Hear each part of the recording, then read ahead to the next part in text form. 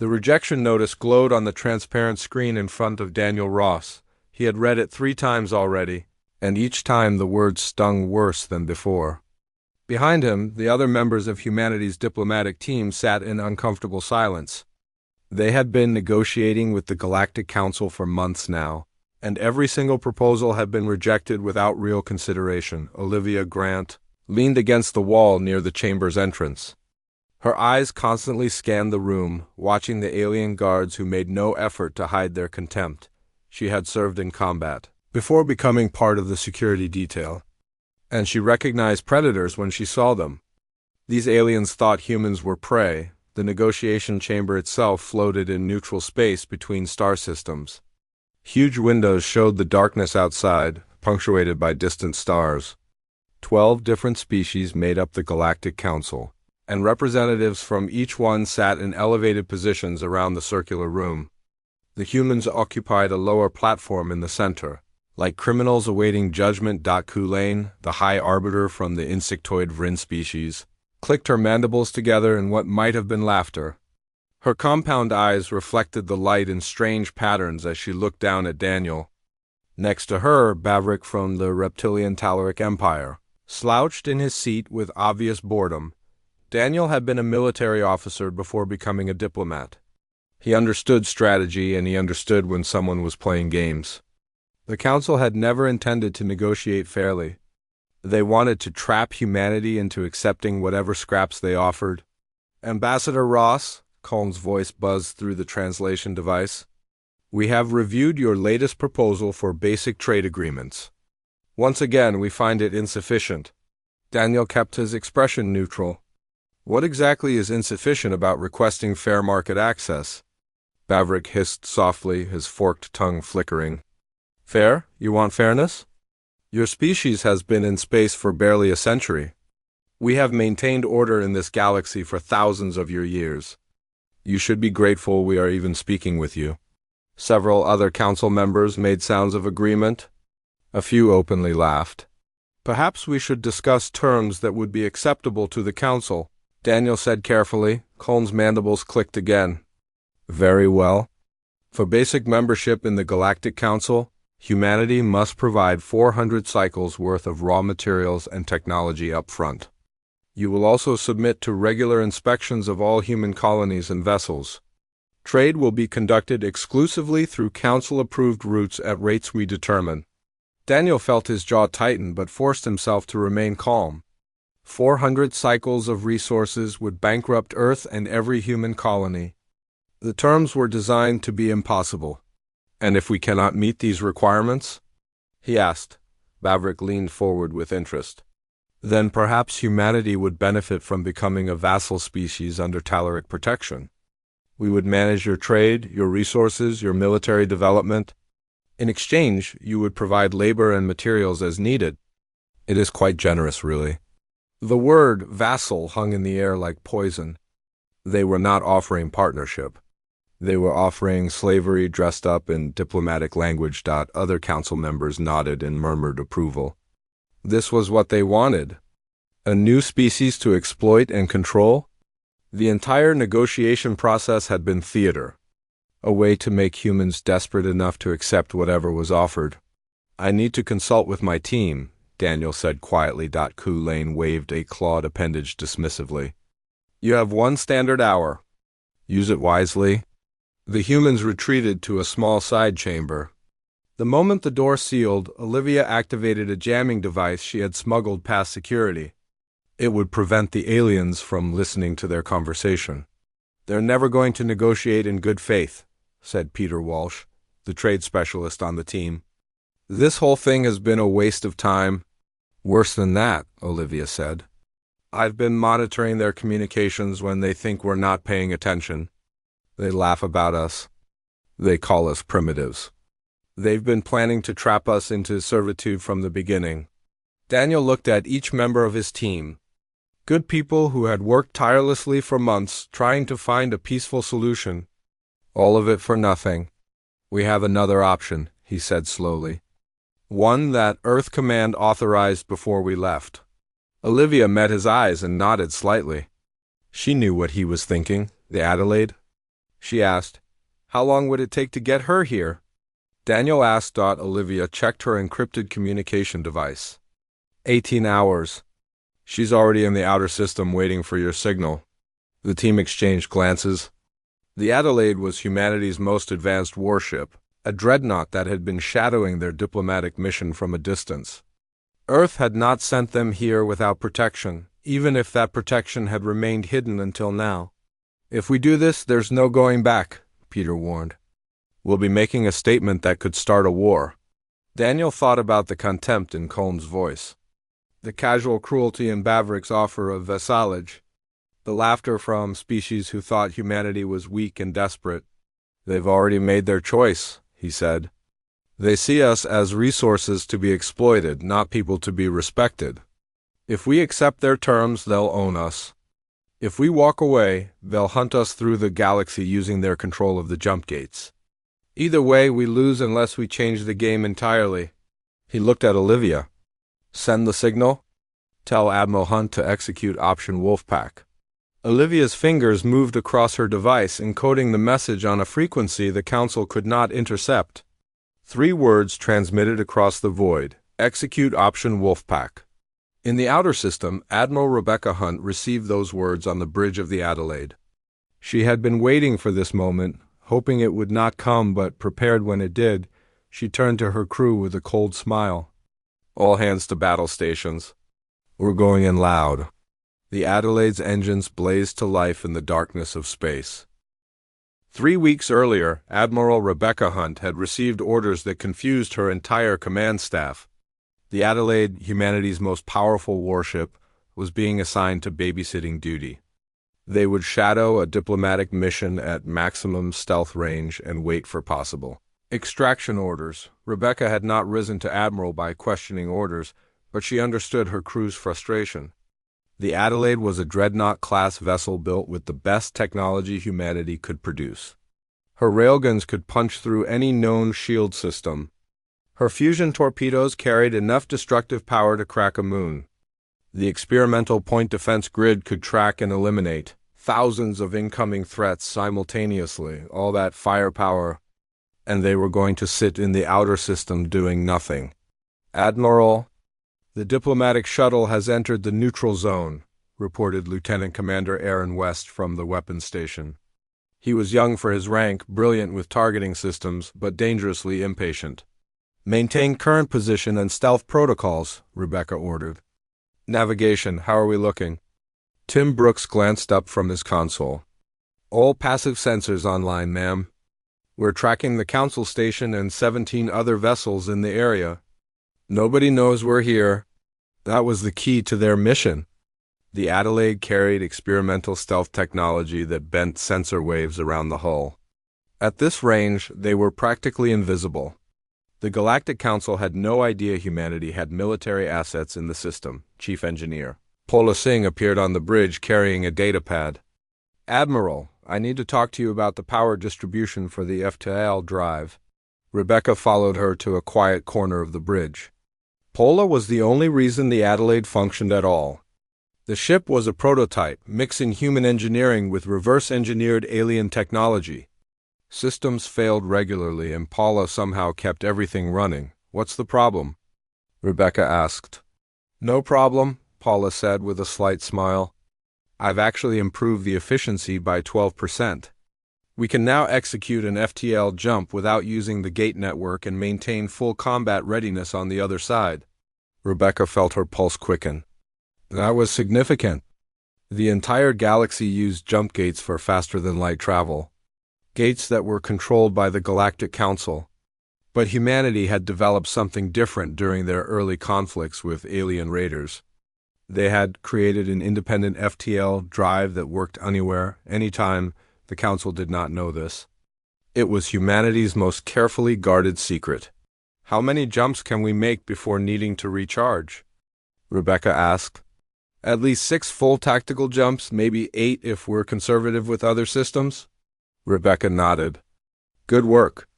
Keep that information quiet for now. Days passed slowly. The Adelaide drifted in the outer system while the diplomatic team negotiated in the neutral zone. Regular reports came through encrypted channels. Each one showed the same pattern. The Council was stalling, making unreasonable demands, treating humans with barely disguised contempt. Aaron grew more agitated with each report. They're playing games with us. We should just take what we need and leave these aliens behind. That's not how diplomacy works, Rebecca said calmly. Though privately she agreed with his frustration. Diplomacy is just violence waiting to happen, Aaron muttered. Rebecca did not disagree with that assessment either. She had fought in the Outer Colony Wars when humanity first encountered hostile alien species. She had learned that strength was the only language some beings understood. But she had also learned that restraint separated civilization from chaos on the 18th day. Her encrypted communication console chimed with an incoming message. Rebecca read the 3 words on the screen and felt everything change. Execute option Wolfpack. She had memorized the operational plans for Wolfpack months ago. Now those plans shifted from theory to reality. She looked around the bridge at her crew. Good people who trusted her judgment. This next decision would put all of them at risk. All hands to battle stations, she announced. Navigation, plot a direct FTL jump to the neutral zone. Bring us out directly above the Council station. Tim's eyes went wide. Ma'am, that violates about 15 different regulations. We'll be in weapons range of their defense platforms. I'm aware, Rebecca said. Weapons, I want firing solutions on all Council military vessels the moment we arrive, but do not lock targeting systems. Let them see we could fire, but we're choosing not to. Aaron grinned. Now we're talking engineering. Can we do this jump and maintain full power? Rebecca asked. Paula's voice came through the communication system. Adelaide is ready, Admiral. Let's show them what human engineering can do. Drop stealth protocols, Rebecca ordered. I want every sensor in this system to know we're coming. The Adelaide's hull began to glow as the FTL drive built up charge. Energy crackled across the hull plates. Inside the ship, the crew worked with practiced precision. They had drilled for combat situations hundreds of times. Now it was real. Jump in 10 seconds, Tim announced. 987. Rebecca gripped her command chair. She thought about Ambassador Ross in that negotiation chamber, surrounded by aliens who thought humanity was weak. She thought about Earth and the colonies, all the people who depended on them to find a peaceful solution. Sometimes peace required showing your enemies exactly what war would cost. Then 3, 2, 1, jumping. Space twisted around the Adelaide. Reality bent in ways that human minds could barely process. For a fraction of a second, they existed everywhere and nowhere simultaneously. Then they were there, directly above the neutral zone station where the Galactic Council met. Alarm systems screamed. Defense platforms swiveled toward the unknown contact. Military vessels scrambled to intercept. Rebecca opened a channel on all frequencies. Her voice would reach every ship, every station, every listening post in the system. This is Admiral Rebecca Hunt of the United Human Space Vessel Adelaide. We are here on a peaceful demonstration. Do not be alarmed, but do pay attention. She smiled coldly at the view screen showing the chaos below.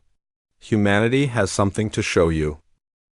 The alarm klaxons started wailing before anyone in the negotiation chamber understood what was happening. Security systems throughout the neutral zone station began screaming warnings about an unauthorized vessel. Guards rushed toward consoles, their weapons drawn but useless against a threat in space. Combs' mandibles snapped together in confusion and rage. What is this? Who dares violate neutral space? Daniel remained seated, his expression perfectly calm. Around him, the other human diplomats showed no surprise at all. Olivia stood near the entrance with her arms crossed, almost looking bored. I believe that would be our people, Daniel said quietly. Every alien head turned toward him. Bavrik rose from his seat, his reptilian features twisted with fury. You brought a military vessel to a diplomatic negotiation? This is an act of war. This is a demonstration, Daniel corrected. You wanted to know what humanity brings to the table. We're showing you. View screens around the chamber flickered to life. showing external feeds from the station's sensors. There, hanging in space directly above them, was a ship unlike anything most council members had seen before. The Adelaide was massive, bristling with weapons, and she had appeared without using the jump gate network. That last detail caused more panic than anything else. Jump gates were the foundation of galactic civilization. Every species used them for faster-than-light travel. Every species except, apparently, humans. Impossible, breathed a delegate from the Rin species. No one can achieve FTL without gate access. Apparently someone can. Olivia said with a slight smile. The view screen shifted to show 3 Talaric warships breaking formation and accelerating toward the Adelaide. These were heavy cruisers, well-armed and crewed by experienced warriors. Vavrick looked at the display with satisfaction. "Your demonstration is about to become a funeral," he hissed. Daniel leaned back in his chair. "I wouldn't be so sure." On the Adelaide's bridge, Rebecca watched the approaching caloric vessels with clinical interest. They moved in a standard attack formation, probably planning to disable her ship with focused fire on the engines. It was a reasonable tactic against most vessels. 3 boogies incoming, Aaron reported. "Weapons hot, targeting our stern section. Permission to return fire?" "Denied," Rebecca said. "Maintain current position. Do not lock weapons on any target." Aaron looked frustrated but obeyed. "Ma'am, they're going to shoot at us." "Let them try," Rebecca said. She opened a channel to engineering. "Paula, how are the railguns?" "Loaded and ready," came the response. "I can give you 1 shot at full power, then we'll need 30 seconds to recharge." "1 shot is all I need," Rebecca said. "Tim, do we still have that abandoned mining station on sensors? The one about 400,000 kilometers out?" Tim checked his console. "Yes, ma'am. Old Vrin operation, been derelict for years. Mostly metal and rock, about 3 kilometers across." "Perfect. Aaron, I need you to fire a single railgun round past the Talaric formation. Do not hit them. I want the round to travel through empty space and strike that mining station." "Can you do it?" Aaron's fingers flew across his console, running calculations. "It's a long shot, but yes. The round will be traveling at 0.25 light speed by the time it reaches the target. Fire when ready." Rebecca ordered, the Adelaide's main railgun charged with a deep hum that resonated through the hull. Magnetic coils accelerated a tungsten rod to velocities that turned physics into a weapon. The round launched with barely a flash. Invisible to the naked eye, it crossed the distance between the Adelaide and the Talaric warships in a fraction of a second, passing between 2 of them with meters to spare. The Talaric crews barely had time to register what happened before the projectile was gone. Racing across the void, 400,000 kilometers away, the abandoned mining station floated in silent orbit around a dead moon. Sensors aboard the station had long since failed. No one had visited it in decades. It was just another piece of cosmic debris. Then the railgun round arrived, at a quarter of light speed. The tungsten rod carried kinetic energy equivalent to a small nuclear weapon. When it struck the mining station, metal vaporized instantly. The structure did not explode so much as it simply ceased to exist. Rock shattered into dust. Thousands of tons of material converted into an expanding cloud of superheated particles. The energy release was visible across the entire system. Every sensor registered it. Every ship detected it. The mining station that had been there moments before was gone, replaced by a debris field that would disperse over centuries. Silence filled the negotiation chamber. As the council members watched the display, mathematical calculations appeared on screens, showing the energy involved in the impact. The numbers were staggering. "Kinetic weapons," someone whispered. "At relativistic speeds."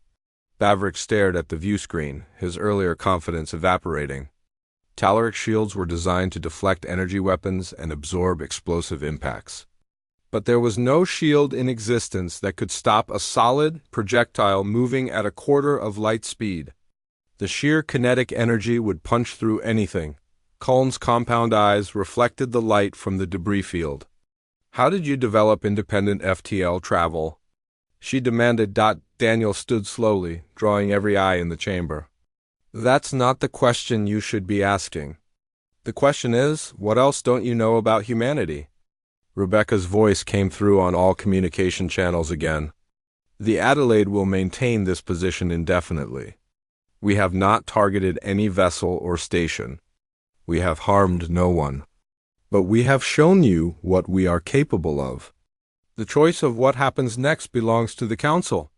Daniel walked to the center of the chamber, looking up at the Council members in their elevated seats. Humanity came here seeking partnership.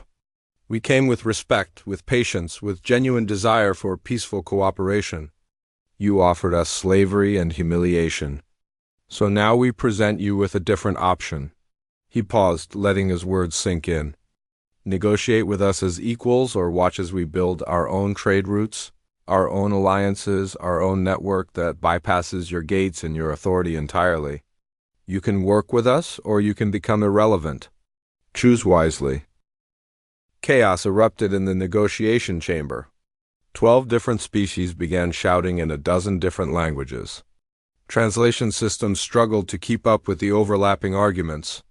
Guards looked uncertain, their weapons still drawn, but no clear target to point them at. Q. Lane tried to restore order by slamming her clawed appendages on her desk, but nobody paid attention.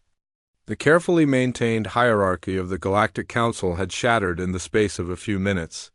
For 2,000 cycles, the Council had controlled galactic civilization through their monopoly on jumpgate technology. Now, a newcomer species had just proven that monopoly was worthless. Bavrick stood and pointed at Daniel with one clawed finger. This is an act of war. The Council must respond with unified military force.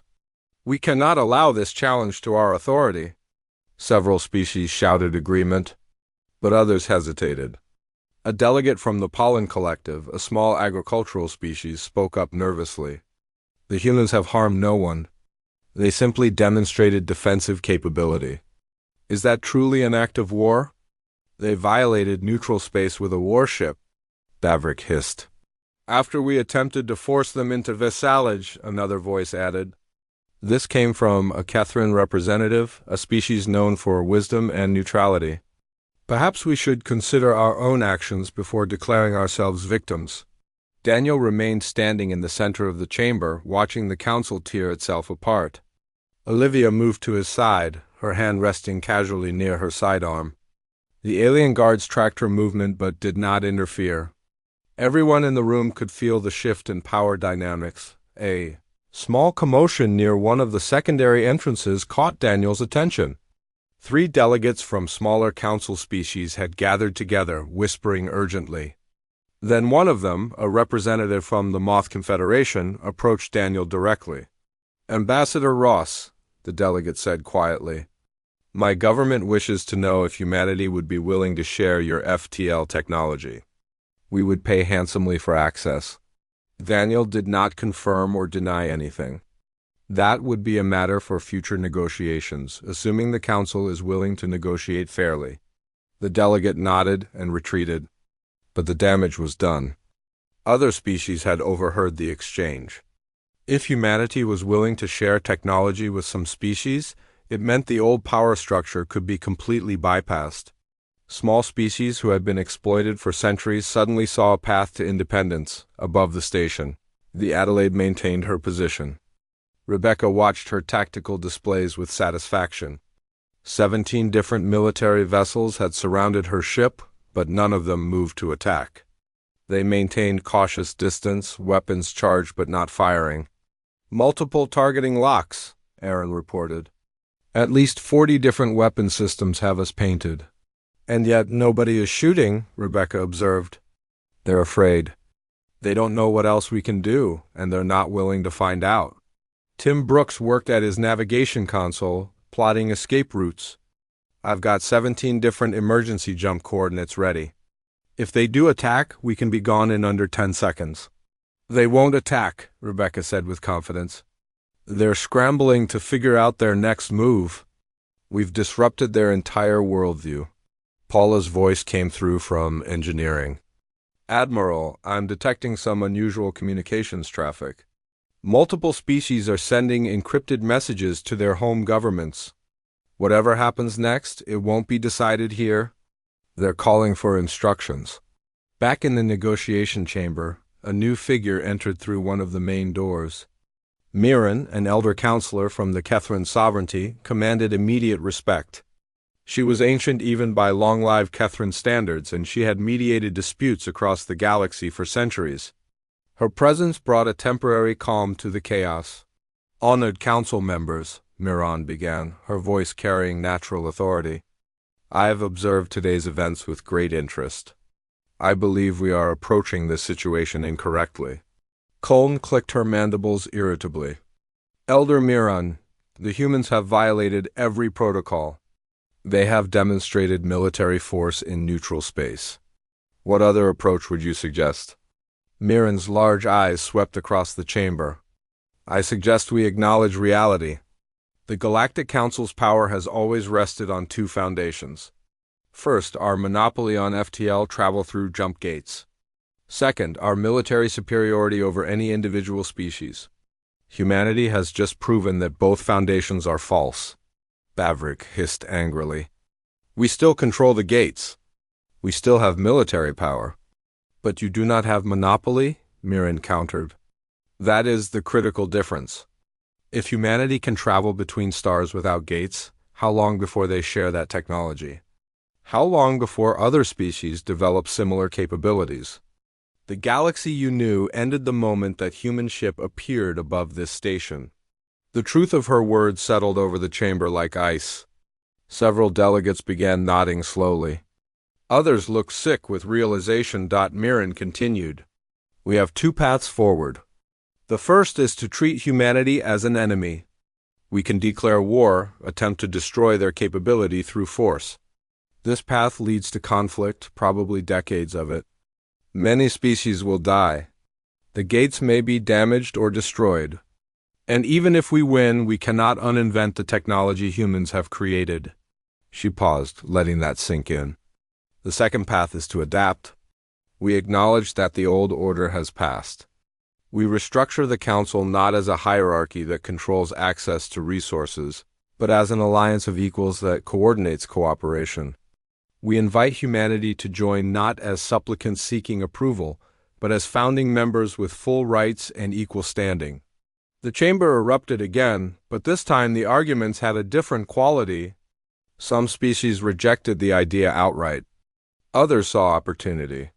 The smaller species who had been exploited for generations looked at Mirren with something like hope. A delegate from the Silk Nebula Collective stood. I formally second Elder Mirren's proposal. The Council should vote on restructuring as an alliance of equals. Two more species immediately added their support. Colne looked around the chamber with her compound eyes, seeing her authority crumbling. Bavrik's claws dug into his desk with frustration. Daniel allowed himself a small smile. The demonstration of force had broken their resistance. Now came the real test. Would they adapt, or would they choose pride over survival? I call for a vote, Colne said finally, her voice bitter. All in favor of restructuring the Council. The vote came back 8 in favor, 4 against. Not unanimous, but enough. The Galactic Council would restructure as an alliance of equals rather than a hierarchy. Colne announced the results with obvious pain in her voice. Bavrik said nothing. His reptilian features locked in barely controlled rage. The negotiation chamber had been physically rearranged during a recess. Instead of 12 species sitting in elevated judgment with humanity below them, 13 delegations now occupied seats arranged in a circle. Everyone at the same level. Everyone with equal voice. Daniel sat between Olivia and Peter Walsh, facing representatives who hours earlier had tried to force humanity into servitude. The shift in power was visible in their body language. Some species looked relieved. Others seethed with resentment. All of them recognized that the galaxy had fundamentally changed. Mirren took the role of mediator, sitting at a neutral position in the circle. We begin negotiations fresh, she announced. Humanity will present their requests. The Council will respond. We will find terms acceptable to all parties. Daniel leaned forward. Humanity requests 3 things. First, open trade access to council markets without discriminatory fees or restrictions. Second, mutual defense agreements stating that no council member will attack or sabotage human colonies or vessels. Third, establishment of a joint research consortium to share FTL technology under controlled conditions. The chamber buzzed with whispered conversations.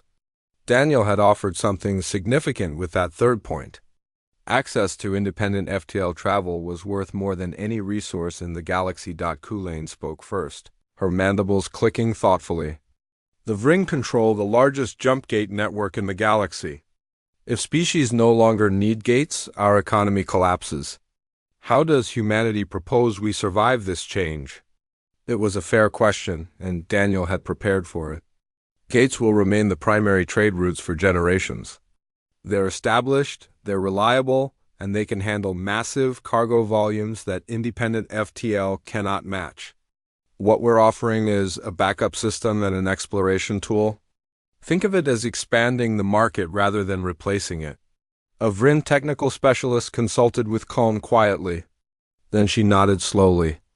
If gates remain primary trade infrastructure, we can adapt. But we want participation in the research consortium.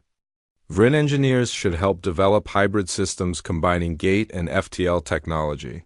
Agreed, Daniel said. That was actually better than he had hoped. Vrin technical expertise would be valuable. Vavrik finally spoke, his voice carefully controlled.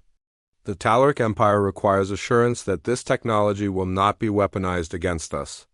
We have seen what human kinetic weapons can do. We will not accept a situation where humans can strike our territory at will. Daniel met the Talaric's gaze steadily. Humanity has no interest in conquest. We want trade and cooperation. However, we will not share weapons technology.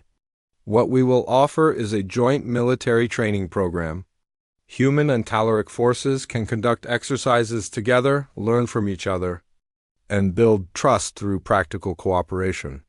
It was a compromise that saved Talaric pride while limiting their ability to acquire human weapons. Several other military-focused species nodded with interest. Joint exercises could benefit everyone. A representative from the Pollen Collective stood nervously. They were a small species, plant-based and peaceful, who had suffered under exploitative trade agreements for centuries. The collective wishes to request something unprecedented. We ask that humanity sponsor our application for equal membership status in the Restructured Council. Daniel had expected this. The smaller species saw humanity as a liberator, someone who had broken the power of their oppressors. It was flattering but also dangerous. He had to be careful not to appear as a new hegemon replacing the old one. Humanity would be honored to sponsor the Pollen Collective, he said. But we believe equal status should be available to all species willing to contribute to the alliance.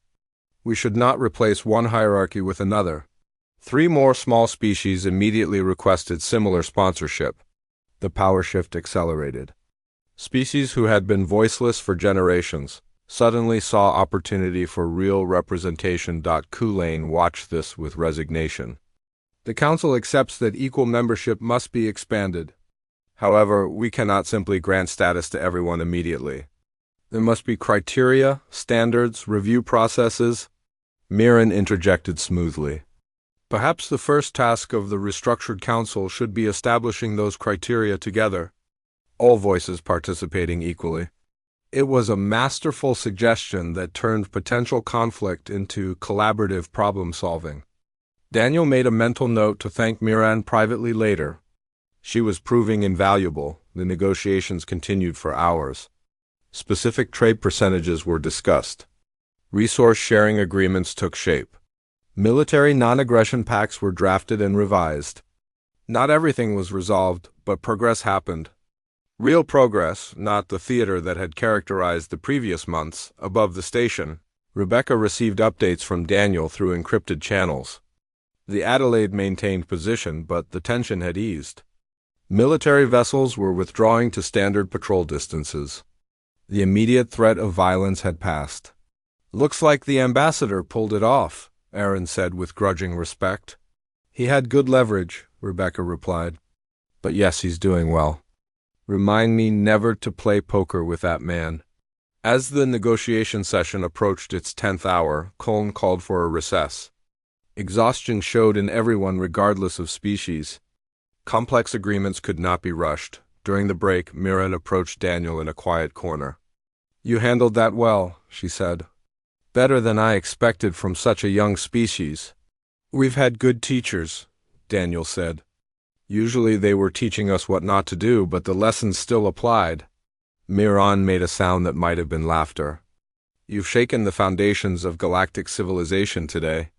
The Council will never be the same. I hope you understand the responsibility that comes with that. We didn't ask for this, Daniel said quietly. We just wanted fair treatment. But you got power instead, Mirren replied. And now you must decide what kind of power you will be. Will humanity use its strength to help others rise, or to keep them down as the Council did? That question will define your species for centuries to come. Daniel looked through the window at the Adelaide hanging in space. A symbol of human capability and human restraint. Both were necessary. Power without wisdom led to tyranny. Wisdom without power led to victimhood. We'll try to do better, he said finally. Mirren nodded. That is all anyone can ask. 3 standard cycles after the confrontation, the neutral zone station looked different. Where once 12 species had maintained separate docking areas with strict security between them, now vessels from multiple civilizations shared facilities freely. Trade negotiations happened in corridors and cafeterias rather than formal chambers. The rigid hierarchy had dissolved into something more. Organic. Daniel stood in the observation lounge, watching ships come and go. A Vryn commercial freighter docked next to a human cargo hauler, both preparing for a joint exploration mission into uncharted space. 2 months ago, such cooperation would have been unthinkable. Now it was becoming routine. Olivia joined him with 2 containers of something the station's food synthesizers claimed was coffee. It tasted nothing like real coffee, but Daniel had learned to appreciate the gesture.